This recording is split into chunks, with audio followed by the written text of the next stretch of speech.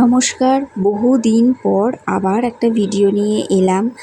আজকে মহালয়া অর্থাৎ দেবীপক্ষের সূচনা, পিতৃপক্ষের অবসান হয়ে দেবীপক্ষের সূচনা হলো। আজকে সকালবেলা আপনার দাদা গিয়েছিলেন তর্পণ করতে।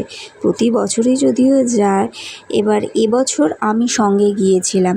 আসলে সঙ্গে একজন কেউ থাকলে সুবিধে হয় শুকনো জামা কাপড়গুলো ধরতে, কারণ তর্পণ করলে, গঙ্গার স্নান করলে ভিজে জামাকাপড় নিয়ে দাঁড়িয়ে থাকাটাও খুব অসুবিধাজনক হয়ে ওঠে। সেই জন্য আমি আজকে গিয়েছিলাম দাদার সঙ্গে।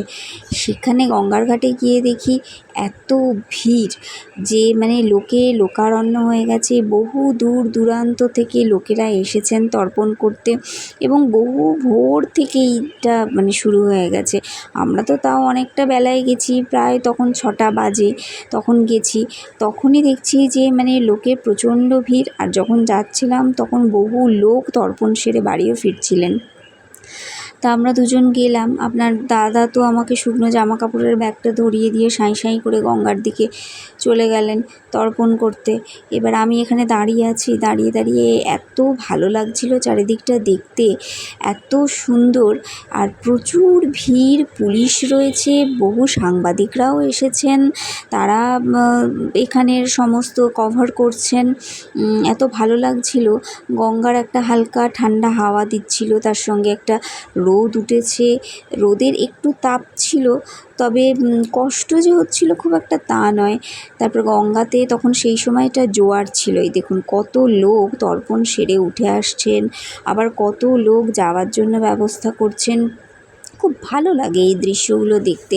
আসলে এগুলো আমাদের এক একটা কালচার, তো এক একটা সময়ের কথাও মনে করিয়ে দেয়। এই যে এই গাছটা আর সূর্যের এত সুন্দর একটা কম্বিনেশন হয়েছে যে আমি গঙ্গার ছবি তুলতে তুলতেও বা তর্পণের ছবি তুলতে তুলতেও বারে বারে ফিরে যাচ্ছি এই গাছটা আর সূর্যের ছবি একসঙ্গে তুলতে বা ভিডিও করতে। অনেক লোকই এখানে এখনও রয়েছেন এবং বহু দূর থেকেও এখানে এসেছেন এই গঙ্গার ঘাটটা আমাদের বাড়ি থেকে অনেকটাই কাছে পড়ে, বেশ খানিকটা কাছে পড়ে। এই গঙ্গার ঘাটেই আমরা অন্নপূর্ণা পুজোর সময় প্রতিমা বিসর্জন দিই, জলে দিই। এখানেই মোটামুটি আমাদের সমস্ত রকম কাজ হয় এবং ঘাটটা খুব পরিষ্কার পরিচ্ছন্ন, খুব সুন্দর। আজকে গিয়ে সত্যি মনে হচ্ছে যে সত্যি পিতৃপক্ষের অবসান করলো, দেবীপক্ষের সূচনা হলো। সারা বছর আমরা যা ব্যস্ততার মধ্যে থাকি সে বলার কথা নয়।